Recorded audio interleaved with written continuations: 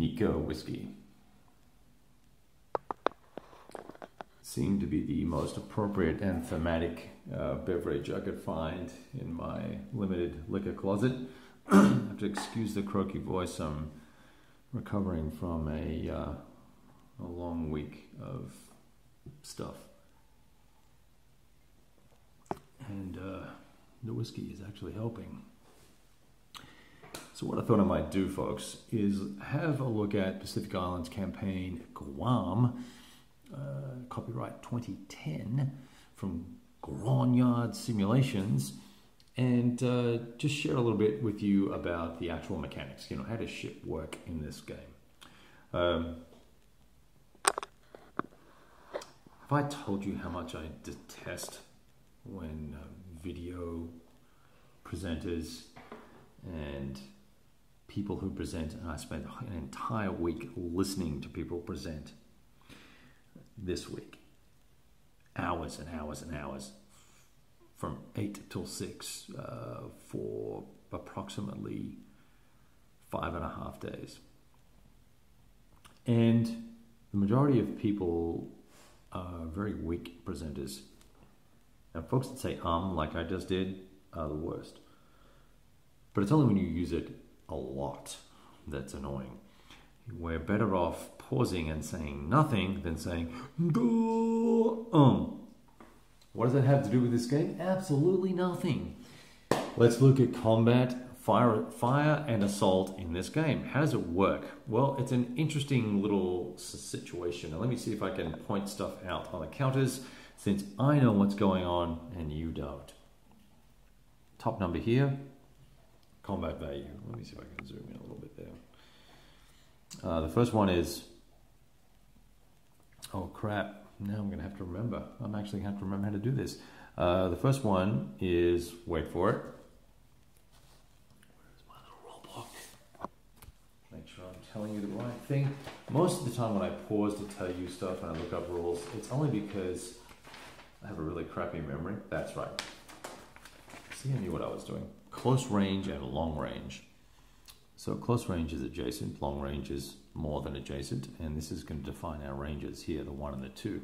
So we are conducting fire combat, for instance, 18 factors, and then there's other dudes underneath there and dudes here that all add up to 52, and these dudes are already suppressed, and they have a defensive factor of 4, and we add all that up, 15, whatever, we add all those numbers up, and we come to a large number, and then we make that a ratio, and then we apply adjustments based on this. For instance, that's -2 for fire combat, -1 for assault combat. Hear that noise? That's the sound of my dog licking a wound. Hey! Exactly. Thank you. And so we make a ratio, and then we apply all these wonderful little DRMs. So we have, hey, stop it. And we have DRMs, which pertain integrity, air support, naval support, flame, armor, engineers, artillery, yada, yada, yada, panzer attack, all that sort of fun stuff, and terrain, of course. Well, ends up the Americans, the Marines in particular, fired at these guys who were already suppressed. We borrowed this counter from TCS, and they got a kill result, but because they're in fortifications, kill results are converted to suppressed, so suppressed means that there was no result. So in fact, if we had have even read the rules properly, we would have known there's no freaking point firing if someone's already suppressed and they're in fortification, because you can't freaking do anything. So there you go. So you can't kill anything if it's in a fort and it's already suppressed. So we got that going for us. So in this part of the amphibious phase, now what we do is we go ahead and we do the assault. So we fired and now we assault. And so we do through the same exercise. We add up all these numbers, get a ratio, and then you sit down and we then look at results on a different table. We'll look at the assault table here. I'm going to zoom out a little bit here. And you know, while I'm here, I'm going to pause the video for just a sec. pressed the wrong button. Okay, so we're going to try and continue with the calculations for this assault. And what I wanted to do, the reason why I paused, I wanted to make sure that I had added up all these numbers and divided them correctly. And it ends up that I had not divided them correctly. There are 16 defensive factors here, not 11. So that means that we have basically we have let's do this here, a 3-to-1 attack. It's going to be a 3-to-1 attack. But here's the interesting thing. I am only, what would that be? Let's do this. Let's do this. Hang on one sec. 50, 60. I'm only 8 factors short of bumping it up to a 4-to-1 attack. So here's what I can do. I can apply some air or some naval support. And I can grab, if I can find 8 factors that are not turned here. So there's 2 there. So there's 2, 4, 6, 8. I'm just going to grab all those guys. I'm going to be daring and grab 8 factors. Now I'm going to make this attack a 4-to-1 attack. And see, here's where I wish I had a little doohickey. I can put a 4-to-1 on there. And I'd kind of like to go through and allocate the odds for everything and then resolve the attacks. I don't know if it makes a difference or not, but that's kind of what I'd like to do. But instead, because I have my handy-dandy little pen here, we're just going to go, I've got a 4-to-1 attack there, right? So we're going to do a 4-to-1 attack. We're going to roll a die. But before we do roll a die, we're going to calculate all of the modifiers that come into this. And here's what we got. We have a Marine battalion in there. So that's +1. We have artillery supporting that attack. That's +1. We've got engineers in there. That's +1. We've got something else in there. That's +1. Trust me when I tell you that it's +5 in total, because I have naval support. I'm using 1 destroyer, and I've got -1, not -2, -1. I had -2 there, so then it's going to be a net +4. And I'm going to roll a die. You son of a gun! Look at that. Roll a 6. 6 + 4 is 10. Let's see what that does to these guys. And here is where we're going to eventually have a problem as the Americans. So I said 4-to-1, didn't I? And I rolled a 10.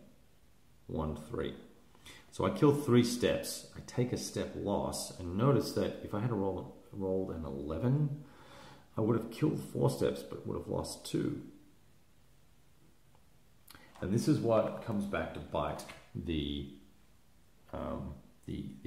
allied player, the American player here, is that even when he does, in fact, the better he does, the more he kills, up go his losses. And there's a finite number of units that we can afford to lose. So I'm going to knock off 2 steps from this stack here. Oh, that's a company.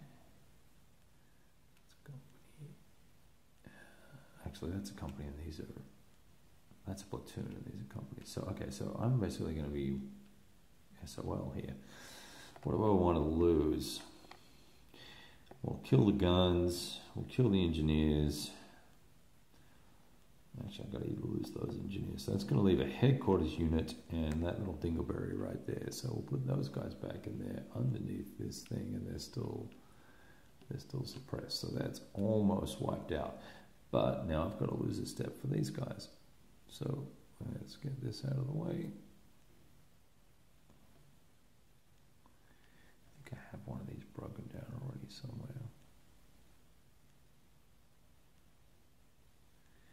Let's see if I can use one of those instead. Oh, you know what I have to do? I've got to use an engineer. Right, because they were part of the... crap. So now I'm going to break this guy down. And that's where the challenge is going to be, finding him 1/19. 1/19, there's 2/19, there's 3/19, where is 1/19? Even the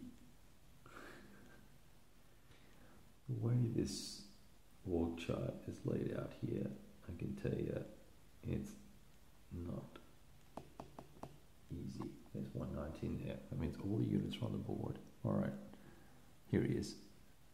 Here's the breakdown stack. So I'm going to lose one of these guys. We'll just take the top one out. So So he's dead.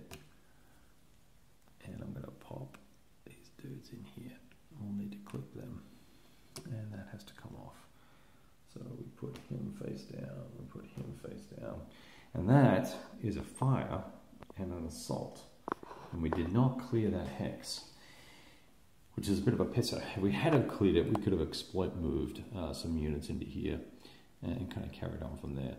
But so slow and steady, grinding, bloody combat is the net result of all of that. All right, we will carry on and talk to you soon.